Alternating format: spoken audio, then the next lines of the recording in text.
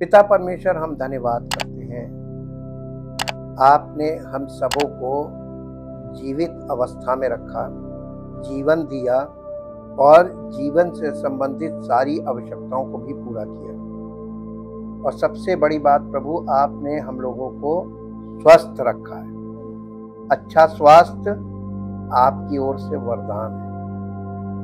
प्रभु, हम आपका धन्यवाद करते हैं। आज आपकी समीप आते हैं धन्यवाद के साथ, और प्रभु हमारे हृदय धन्यवाद से हमेशा भरे रहते हैं, क्योंकि परमेश्वर हमारी सारी आवश्यकताओं की पूर्ति करने में सक्षम है और कर रहा है। इसलिए प्रभु आपको धन्य कहते हैं, आपका धन्यवाद करते हैं और अपना जीवन आपको समर्पित करके आपका अनुग्रह चाहते हैं। और चाहते प्रभु आपका अनुग्रह हमारे जीवन के हर क्षेत्र में प्रकट हो और हम सब विश्वास करने वालों का जीवन आपकी महिमा के योग्य बने और आपकी महिमा को प्रकट करने वाला हो, ताकि सारी महिमा आपको मिले। धन्यवाद के साथ इस प्रार्थना को आपके इकलौते पुत्र प्रभु यीशु मसीह के नाम से मांगते हैं, आमीन।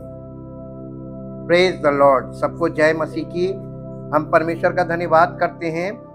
जैसा कि कल हमने धार्मिकता की झिलम या धार्मिकता के कवच के विषय में जाना था, आज हम इसके असली अर्थ को समझेंगे। ब्रेस्ट प्लेट ऑफ राइचियसनेस या धार्मिकता का कवच या धार्मिकता की झिलम। According to the apostle Paul, प्रेरित पौलुस के अनुसार परमेश्वर की जो धार्मिकता है वो दो प्रकार की है। Two kinds of righteousness. Number 1, imputed righteousness, जिसे हिंदी में कहेंगे आरोपित धार्मिकता। दूसरी है इम्पार्टेड राइचियसनेस या प्रदान की गई धार्मिकता। धार्मिकता की झिलम के दो साइड हैं, जिसका वर्णन पौलुस कर रहा है। वो परमेश्वर की धार्मिकता है और धार्मिकता की जो झिलम है अंदर से और बाहर से, दोनों तरफ से उसके दो पहलू हैं। और ये दो पहलू हैं आरोपित धार्मिकता और प्रदान की गई धार्मिकता। ये एक ऐसा विषय है जिसको आपको सिर्फ समझना है और अपना समर्पण कर देना है। यह परमेश्वर की ओर से जाएगा। इसमें हमारा कोई शारीरिक सहयोग नहीं है, हमें इसमें शारीरिक कुछ नहीं करना है। अब ये जो धार्मिकता के दो भाग बताए उसने, righteousness outside of Christ is valueless. मसीह के बाहर की जो धार्मिकता है वो मूल्यहीन है। आप बहुत से लोगों को देखेंगे जो परमेश्वर की धार्मिकता से अलग अपनी धार्मिकता स्थापित कर रहे हैं। मसीहत में भी कोई प्रार्थना की धार्मिकता स्थापित कर रहा है, कोई उपवास और प्रार्थना की धार्मिकता स्थापित कर रहा है, कोई भजन कीर्तन की धार्मिकता स्थापित कर रहा है, कोई लोगों से लेन देन की धार्मिकता स्थापित कर रहा है। ये सारी अलग अलग है, ये परमेश्वर की धार्मिकता नहीं है। इसके लिए एक पद मेरे साथ पढ़ दें ताकि आपको पता चल जाए कि पौलुस ने जब लिखना शुरू किया, पौलुस के द्वारा परमेश्वर ने, पवित्र आत्मा ने इतना कुछ लिखवाया है जिसे आजकल के लोग भाषा जानकारी, पढ़ना लिखना जानते हैं तो वह भाषा पढ़ सकते हैं, लेकिन उसके असली अर्थ को, जिसे सत्य कहते हैं, उसे कभी नहीं जान सकते। रोमियो की पत्री 10 अध्याय उसका पहले पद से पढ़िए, पहले पद से 1 पद से 4 पद तक पढ़िए। हे भाइयों, मेरे मन की अभिलाषा और उनके लिए, किनके लिए? इजराइलियों के लिए, यहूदियों के लिए। ये पौलुस बोल रहा है, उनके लिए यानी यहूदियों के लिए। परमेश्वर से मेरी प्रार्थना है कि वे, यानी कौन?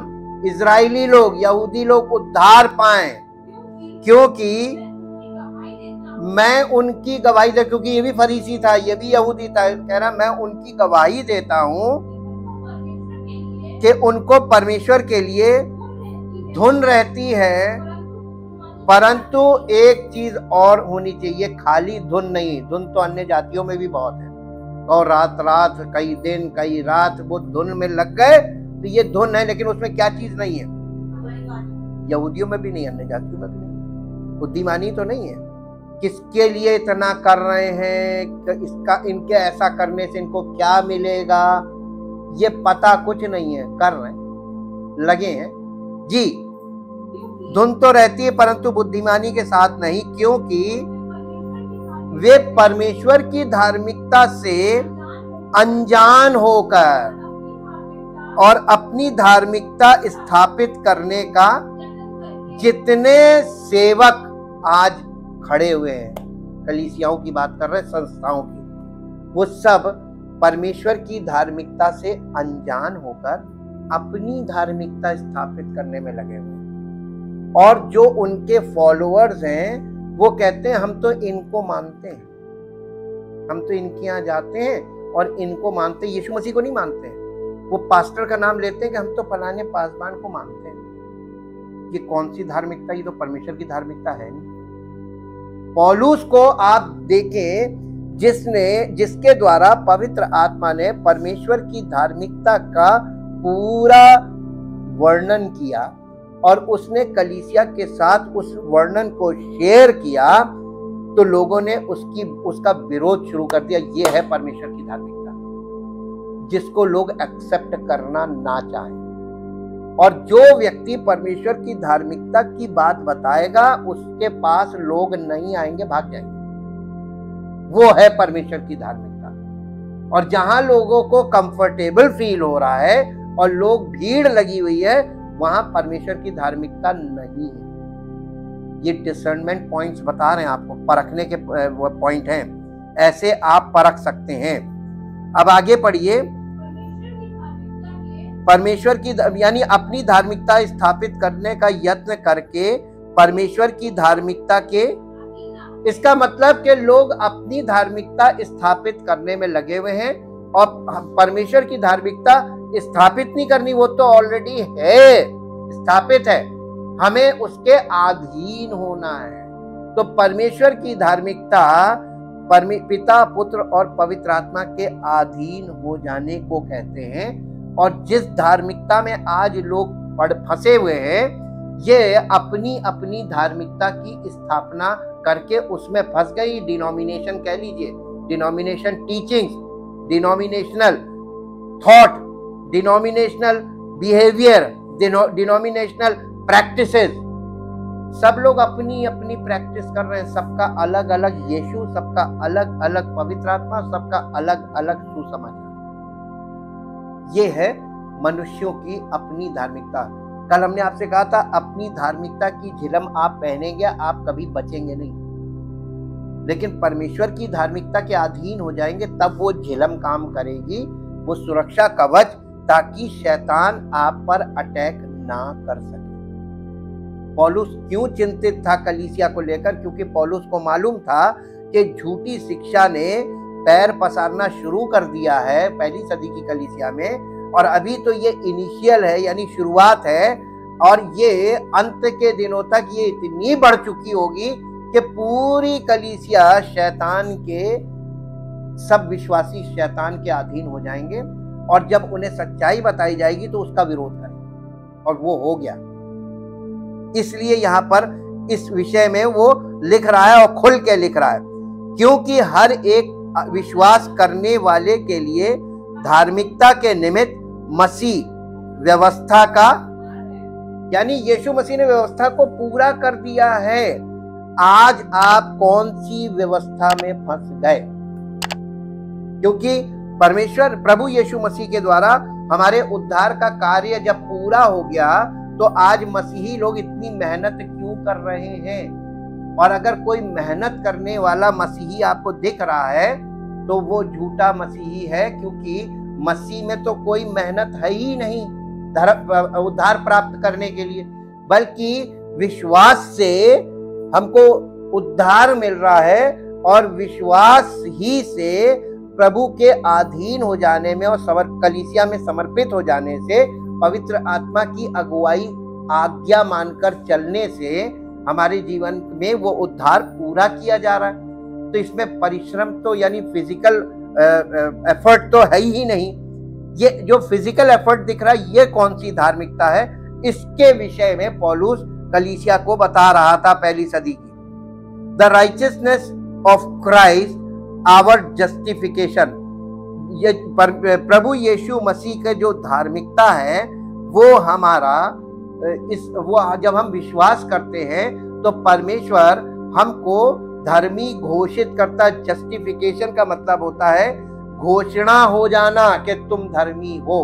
परमेश्वर घोषित करता है हमें कि तुम धर्मी हो, लेकिन वास्तव में हमारा स्वभाव पापी स्वभाव ही होता है जब हम यीशु मसीह पर विश्वास लाते हैं। इसीलिए इसका दूसरा भाग है the righteousness of Christ our sanctification. तो मसीह की धार्मिकता हमारा पवित्रीकरण भी है। पहला पड़ाव है घोषणा होना कि तुम धर्मी। जब हम यीशु मसीह पर विश्वास करते, उसके उस बलिदान पर जो वो हमारे पापों के लिए उसने पूरा किया, उस बलिदान को अपना लहू बहाया, और जब हम विश्वास से कलीसिया में जुड़ जाते हैं तो पवित्रीकरण का काम शुरू होता है पवित्र आत्मा और पवित्र वचन के द्वारा। हमारे जीवन में सेवक के में होकर पवित्र आत्मा काम करता है। और फिर तीसरा भाग है the righteousness of Christ our glorification, और प्रभु यीशु मसीह की जो धार्मिकता है वही हमारी महिमा है। और जब हम इसमें पवित्रीकरण में परिपक्व हो जाते हैं और पवित्र आत्मा के फल हमारे जीवन में प्रकट होते हैं, ये हमारी प्रभु यीशु मसीह की महिमा हमारे जीवन से प्रकट होती है। इसी को ग्लोरिफिकेशन बोला गया है। ये 3 लेवल पूरे होते हैं धार्मिकता के हमारे जीवन में, और ये 3 लेवल विश्वास करना पहला पड़ाव जस्टिफिकेशन बाय फेथ। उसके बाद दूसरा पड़ाव है कलीसिया में समर्पित हो जाना, और समर्पण के साथ कलीसिया में, वचन में, संगति में बने रहना और अपडेटेड रहना। ये है sanctification by the Holy Spirit, by the word of God. ये सेकंड स्टेज है। और फिर थर्ड स्टेज पवित्र आत्मा के फल हमारे जीवन में जब प्रकट होते हैं, ये ग्लोरिफिकेशन स्टेज है। परमेश्वर की धार्मिकता हमारे जीवन से प्रकट होने लगती है। अब बताइए, कहीं परिचय देना पड़ता? मसीह में आने के बाद किसी को परिचय देने की आवश्यकता है? नहीं। वो आपके जीवन को देख के बता देंगे कि आप हैं, आपकी जिंदगी से प्रूव हो जाएगा। मेरे साथ एक पद निकालिए, द 2 साइड्स ऑफ ब्रेस्टप्लेट, यानी धार्मिकता की झिलम के 2 साइड। वो क्या है? 2 कुरिन्थियों 6 अध्याय और उसका 7 पद। 2 कुरिन्थियों सच्चे प्रेम से, सत्य के वचन से, परमेश्वर की सामर्थ से, धार्मिकता के हथियारों से, जो दाहिने और बाएं हाथों में हैं, आदर और निरादर से। 2 कुरिन्थियों 6 अध्याय का 7 पद पढ़ना था। हाँ, by speaking the word of truth in the power of God, which the weapons of righteousness for the right hand to attack and for the left hand to defend। यानी धार्मिकता के हथियार दोनों हाथों में होने चाहिए। एक हाथ से डिफेंड करते हैं, अपने आप को बचाते हैं, और एक हाथ से अटैक करते हैं। तलवार चलाना देखा है कभी आपने? एक हाथ में ढाल होती है और एक हाथ में तलवार होती है। विश्वास की ढाल और आत्मा की तलवार दोनों ही वचन। ये विश्वास है, ढाल हमारा जो है ये विश्वास है, और तलवार जो है ये वचन है। तो वचन और विश्वास, विश्वास और वचन। आजकल विश्वासियों के पास विश्वास तो है ही नहीं, ढाल है ही नहीं, और आयते एक दूसरे पे मारते रहते हैं। इससे क्या होता है? झगड़े होते हैं, झगड़े होने लगते हैं। ये झगड़े क्यों होते हैं? अब इसीलिए जब परमेश्वर के वचन का सत्य हम बोलते और सुनते हैं तो हमारे दोनों हाथों में आत्मिक हथियार, विश्वास की ढाल और आत्मा की तलवार, ये दो चीजें, और आत्मा की तलवार भी परमेश्वर का वचन ही है। अब यहां पर इस बात को पौलुस ने कलीसिया को जब बताया, the two kinds of righteousness, ये धार्मिकता के झिलम के दो पहलू कह लीजिए, या दो प्रकार की धार्मिकता, ये मसीह में ये दो पहलू हैं या दो चरण कह लीजिए। धार्मिकता के दो चरण हर विश्वासी के जीवन में पूरा होना अनिवार्य है, नहीं तो वो विश्वासी नहीं। अब आप एक बात बताइए, अभी तो मैंने आपसे थोड़ा सा शेयर किया है, आपको ये तो पता चल गया होगा, इसका मतलब आपने अब तक जितनों को देखा कोई भी मसीही नहीं, क्योंकि सच्चा मसीही आज के युग में आपको देखने को मिलेगा नहीं। पहली बात बताएं, प्रमाण, सच्चा मसीही जो प्रमाणित हो गया परमेश्वर की ओर से, अप्रूव्ड बाय गॉड, वो मालूम कौन है? पवित्र आत्मा के फल जिसके जीवन में हो। आपको कहीं दिखे? किसी के जीवन में दिखा? इसका मतलब अभी कोई है ही नहीं। तो हम दूसरों को क्यों देखें? मसीह की धार्मिकता हमारे जीवन में पूरी होगी और हमारे जीवन में फल लगेगा और उसकी महिमा प्रकट हो जाएगी। तो हर व्यक्ति अपने ऊपर ध्यान करे कि वो क्यों नहीं है, दूसरों को ना देखे ये क्यों नहीं है। नंबर वन, हम इन दो धार्मिकताओं को समझेंगे। नंबर वन है इम्प्यूटेड राइचियसनेस, मीन्स इसका मतलब है justification. Imparted righteousness means sanctification. ये दो चरण हैं धार्मिकता के। धार्मिकता की झिलम ऐसे ही थोड़ी ना कि हमने यीशु मसीह पर विश्वास कर लिया, ऊपर से कुछ हमें आसमान से टपका के दे दिया, ये पहन लो। नहीं, परमेश्वर की धार्मिकता के वस्त्रों को वो हमें पहनाएगा, और जब तक स्नान नहीं करे होंगे यानी शुद्ध नहीं होंगे तब तक वो पहना ही नहीं सकता। गंदे शरीर में पवित्र चीजें नहीं दी जाती हैं। Imputed righteousness is the righteousness of Christ that is credited to us by faith in his death and resurrection on our behalf। इसका मतलब ये हुआ कि ये जो imputed righteousness है, यानी मसीह की वो धार्मिकता जो हमें बिना धर्म का काम किए एक पापी को ऐसे ही सेतमेत दे दी जाती है। क्यों दे दी जाती है? हमारे पापों के लिए प्रायश्चित किसने किया? पक्का यीशु मसीह ने किया। आप विश्वास करते हैं? तो जिस दिन आप ये विश्वास करते हैं कि यीशु मसीह ने हमारे पापों के लिए अपना बलिदान दिया, तो किसके एवज में वो बलि हुआ? हमारे एवज में। तो हमारी धार्मिकता वो हुआ कि नहीं हुआ? केवल विश्वास से। तो हमने अपना प्राण भी नहीं दिया पापों के लिए, हमने तो केवल जिसने हमारे पापों के लिए प्राण दिया उस पर विश्वास किया। तो बिना धर्म का काम किए एक पापी यीशु मसीह पर विश्वास करके धर्मी घोषित हो जाता है। इसी को कहा गया इम्प्यूटेड राइचियसनेस। लेकिन शैतान उस व्यक्ति को देखता है कि अच्छा, इसने यीशु मसीह का अंगीकार कर लिया, अब वो आपके पीछे पड़ जाएगा। वो आप, क्योंकि अभी आपके स्वभाव में तो पाप है, पापी स्वभाव तो है ही है। अभी तो आपने केवल यीशु मसीह का अंगीकार किया है कि वो मेरे पापों के लिए मारा गया, गाड़ा गया और तीसरे दिन जी उठा, वो मेरी धार्मिकता, वो मेरा प्रभु। ठीक। शैतान कहता अच्छा ठीक, यहां तक तो वो आपको कुछ नहीं, अभी कर लिया तुमने, कर लो। अब आपके जीवन में जब आप कलीसिया से जुड़ जाते हैं तब फिर वो आपके साथ कांड करना शुरू करता है। कभी कुछ, कभी कुछ, कभी कुछ, कभी कुछ। आपके परिवार में झगड़े कराना, आपको कहीं ना कहीं फंसवा देना, कोई इल्जाम लगवा देना, कहीं कुछ। पापी स्वभाव है ये। और लोग कहते हैं, लोग सोचेंगे अरे ये कलीसिया में जाता है, तो लोग आपको उल्टी सीधी बातें बोलने लगेंगे। और इस तरीके से जब आप चारों तरफ से गलत चीजें और जो बातें लोग आपको बोलेंगे उनसे पीड़ित होंगे, धीरे धीरे खुद ही आप पटलेंगे कलीसिया। ये काम कौन करता है? क्यों करता है?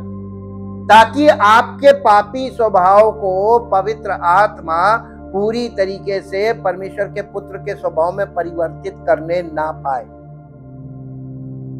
इसलिए करता है। क्यों लोग मसीह में कंप्लीट नहीं हो पाते हैं? इसी मारे।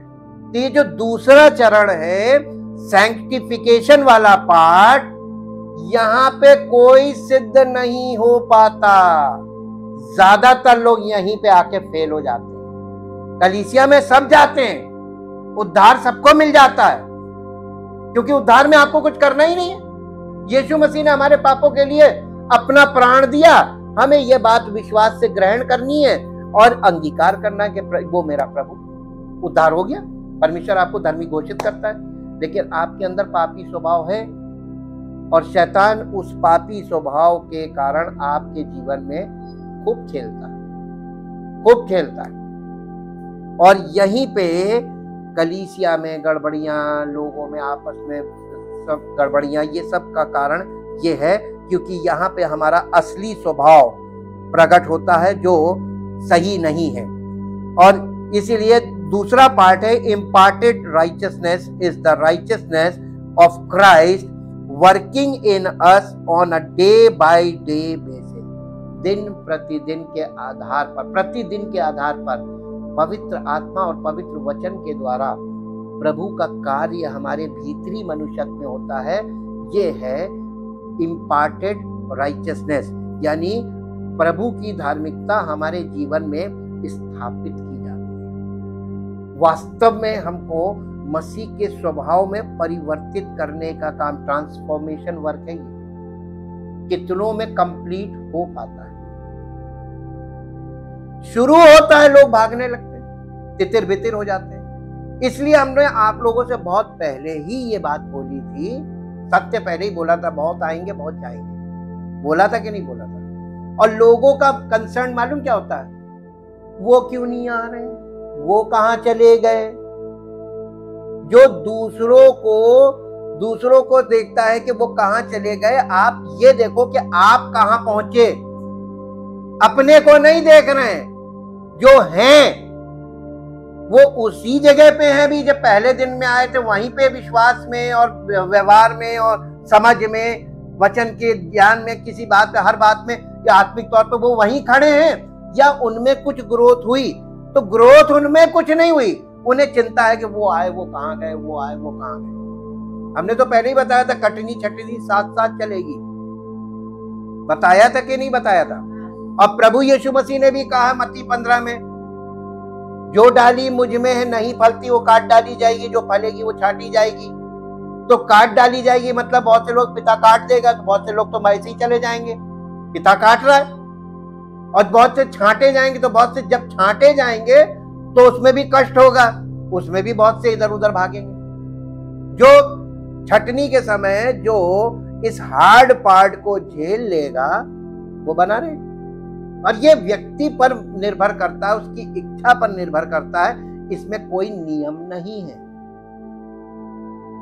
इसलिए बहुत बड़ी जगह की जरूरत नहीं होती है मसीह के कार्य के लिए।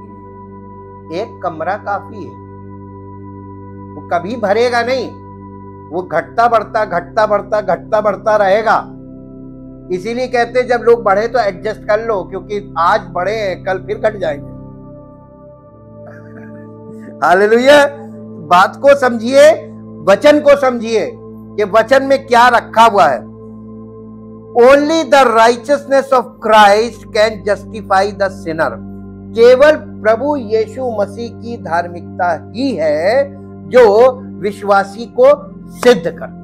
मेरे साथ एक पद निकालिए जो आपको मिलेगा तीतुस की पत्री, उसका 3 अध्याय और उसका 5 पद। तीतुस की पत्री 3 अध्याय और उसका 5 पद। तो उसने हमारा उद्धार किया, और ये धर्म के कामों के कारण नहीं जो हमने आप किए, पर अपनी दया के अनुसार नए जन्म के स्नान और पवित्र आत्मा के हमें नया बनाने के द्वारा हुआ, जिसे उसने हमारे उद्धारकर्ता यीशु मसीह के द्वारा हम पर अधिकाई से उंडेला। ये काम पवित्र आत्मा के द्वारा हमारे भीतरी मनुष्यत्व में जो कलीसिया में किया जाता है वचन के द्वारा, ये असली काम है जिससे सब भागते हैं, क्योंकि इसमें मन की इच्छाएं, भावनाएं, कल्पनाएं सब यहाँ पे प्रकट कर दी जाएंगी जो व्यक्ति आता है। और कई बार तो लोग इसलिए भाग जाते हैं, अरे बाप रे बाप, इनको कौन बता रहा है कि मेरे अंदर ये विचार है, मेरे अंदर ऐसी भावना है, इनको कौन बता रहा है। मैं आपको सच बता रहा हूँ, यहाँ से कुछ लोग ये ऐसे ही गए और बाद में पता चला कि वो आपस में लड़ रहे कि मेरे बारे में तुम भैया को फोन करके बताते हो। उसने कहा नहीं, हम तो फोन ही नहीं करते। कहे तो उनको कैसे पता कि मेरे मन में ये चल रहा है, मेरे परिवार में ये चल रहा है। मन की इच्छाएं, भावनाएं, कल्पनाएं सब प्रकट हो जाएंगी। और ये मैं थोड़ी ना कर रहा हूं, ये तो पवित्र आत्मा है जो काम कर रहा है। तो हमें समर्पण करना चाहिए कि नहीं? तो लोग समर्पण करने की बजाय भागते हैं डर के मारे, अरे यहाँ तो सब खुल जाएगा राज। जी हाँ, परमेश्वर गुप्त बातों को प्रकाश में ले आएगा और आपके जीवन से वो चीज नहीं होनी चाहिए। अगर है तो या तो आप उस चीज को अलग कर दो या आप अलग हो जाओ। एक म्यान में दो तलवार नहीं रहती। The breastplate of righteousness covers the heart and body, यानी जो धार्मिकता की झिलम है वो हृदय और सब भीतरी अंगों को सुरक्षित करता है, यानी पूरी देह को सुरक्षित करता है एक तरीके से, सारे ऑर्गन्स को, बॉडीली ऑर्गन्स।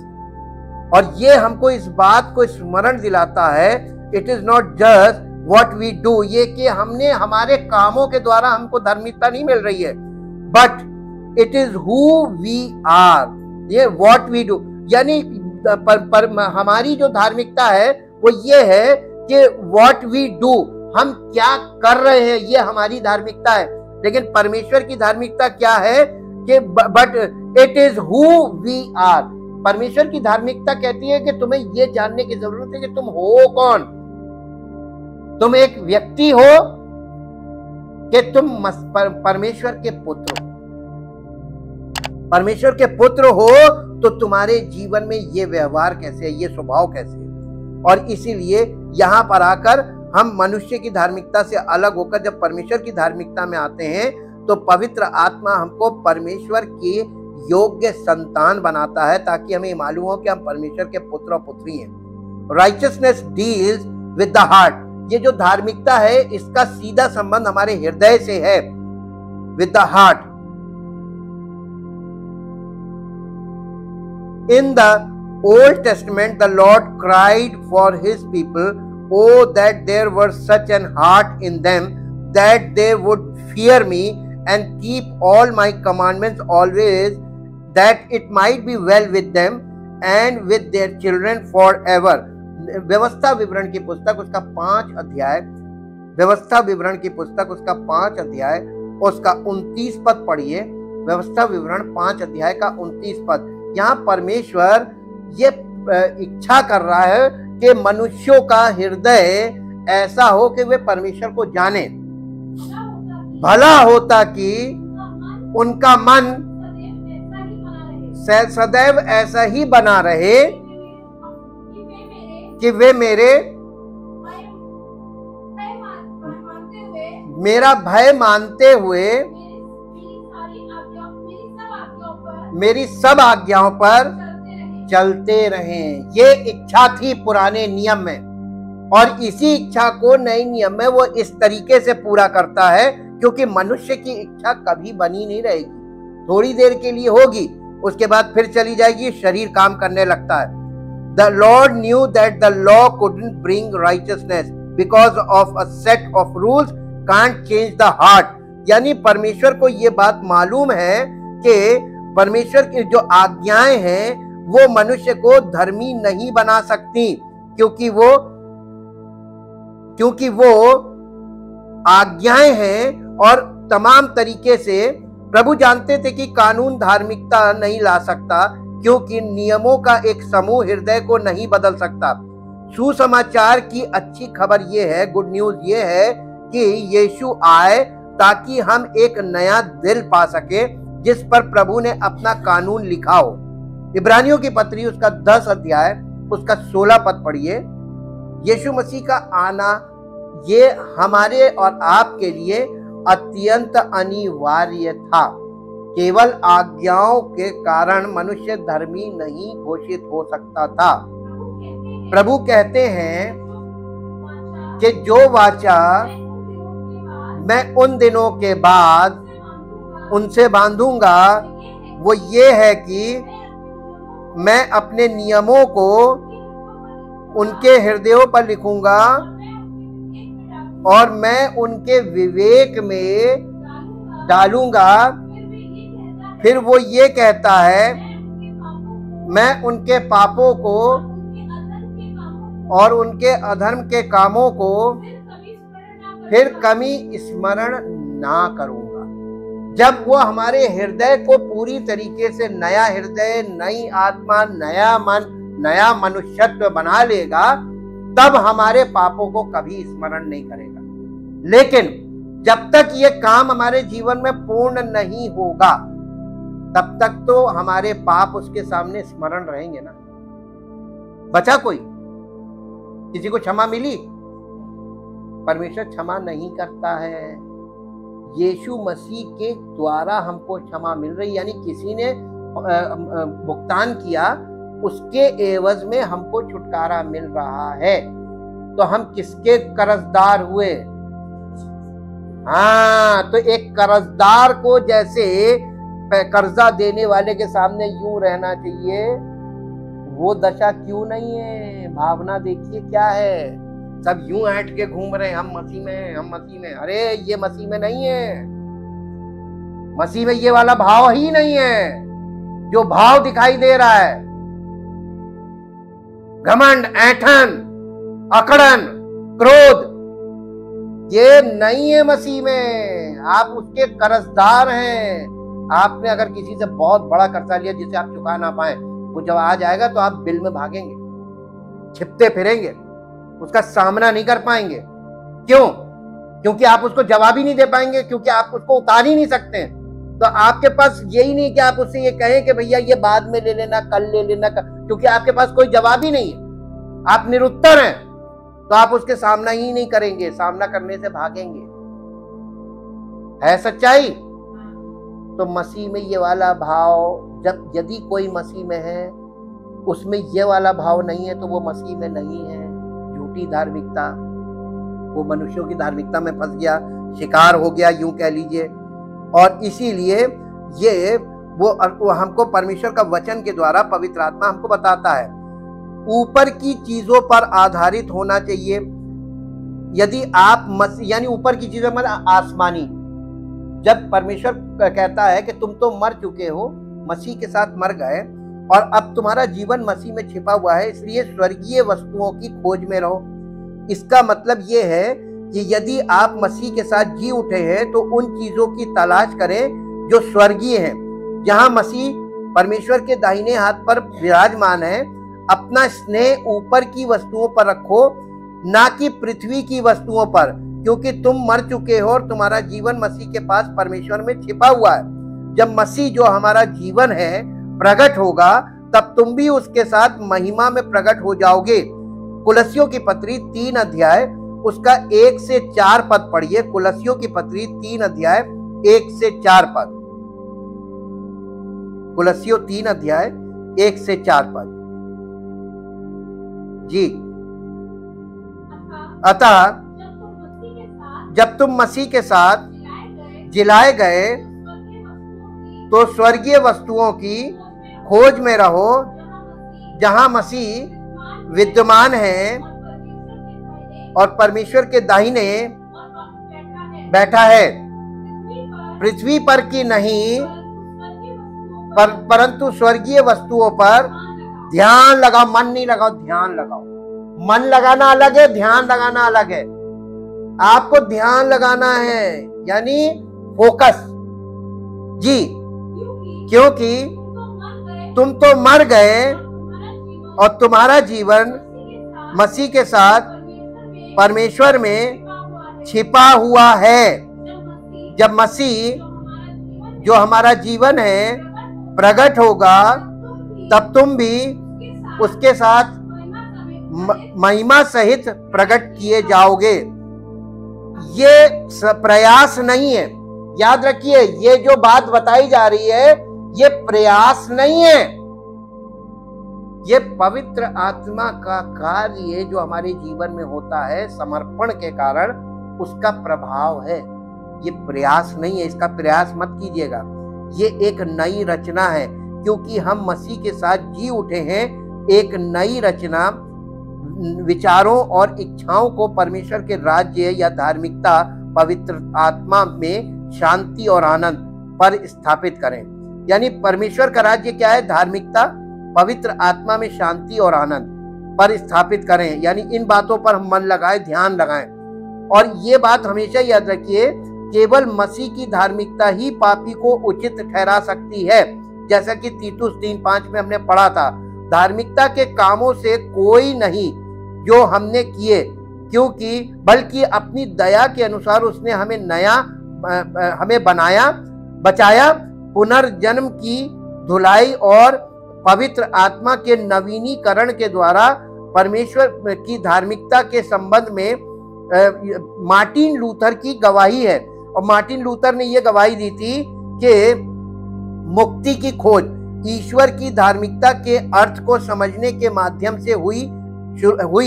शुरुआत में लूथर ने इस वाक्यांश को पाप और पापियों के प्रति ईश्वर के क्रोध से जोड़ा, लेकिन धर्म ग्रंथों के अध्ययन के माध्यम से उन्हें पता चला कि ईश्वर की धार्मिकता केवल प्रभु यीशु मसीह में विश्वास के माध्यम से पापियों पर लागू होती है।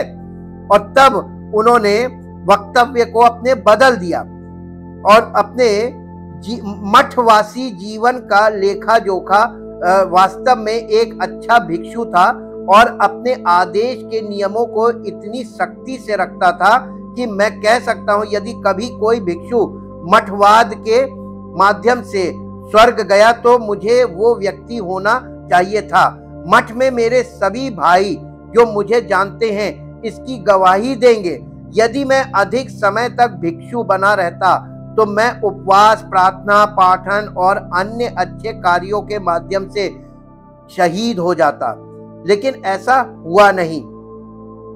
इसलिए क्योंकि परमेश्वर की धार्मिकता मसीह में हम जब पूरी तरीके से जड़ पकड़कर और पवित्र आत्मा के फल प्रकट होने तक बने रहते हैं, और पवित्र आत्मा के फलों के प्रकटीकरण से वो धार्मिकता हमारे जीवन से सिद्ध होती है, और तब हमारा जीवन परमेश्वर की महिमा का कारण होता है। और ये जीवन मठ में जीने की नहीं, बल्कि पारिवारिक जीवन में ही उद्धार प्राप्त करने का एक तरीका है। परमेश्वर ये नहीं कहता कि एकांत में चले जाओ, परिवार को त्याग दो, परिवार की सब रिस्पॉन्सिबिलिटी से अलग हो जाओ, नहीं, परिवार के साथ। इसीलिए तो परमेश्वर के वचन में लिखा है, यदि तू विश्वास करेगा तो तेरा घराना उद्धार पाएगा। घराने का मतलब आपके परिवार से जुड़े सारे परिवार, यानी रिश्तेदार कह लीजिए। एक व्यक्ति के उद्धार पाने से उसके सारे रिश्तेदारों को उद्धार मिलेगा, क्योंकि आपका नया जीवन सब लोगों के बीच में एक आश्चर्य का केंद्र बन जाएगा, एक प्रभु की महिमा का केंद्र बन जाएगा। लेकिन ये जीवन कंप्लीट प्रभु की महिमा का केंद्र बनेगा तभी तो महिमा होगी। हम मुंह से एक दूसरे को सुसमाचार सुनाने में लगे और हमारे जीवन से वो सच्चाई प्रकट नहीं होती, इसलिए कोई मानेगा नहीं। Thank you, thank you, thank you Lord. परम पिता परमेश्वर, हृदय से आपका धन्यवाद करते हैं पवित्र वचनों के लिए, जो पवित्र आत्मा के द्वारा सत्य के रूप में हमारे हृदय में भेजे जा रहे हैं। ये बातें हमारे हृदय में स्थापित हों और इन बातों पे हम ध्यान लगाए रहें, ताकि प्रभु की इच्छा और प्रभु की योजना हम सब विश्वास करने वालों के जीवन में पूरी होती जाए और हम सब का जीवन उसकी महिमा में प्रकट हो, ताकि उसका नाम महिमा पाए। यीशु मसीह के नाम से मांगते हैं, आमीन। Praise the Lord. परमेश्वर आपको आशीष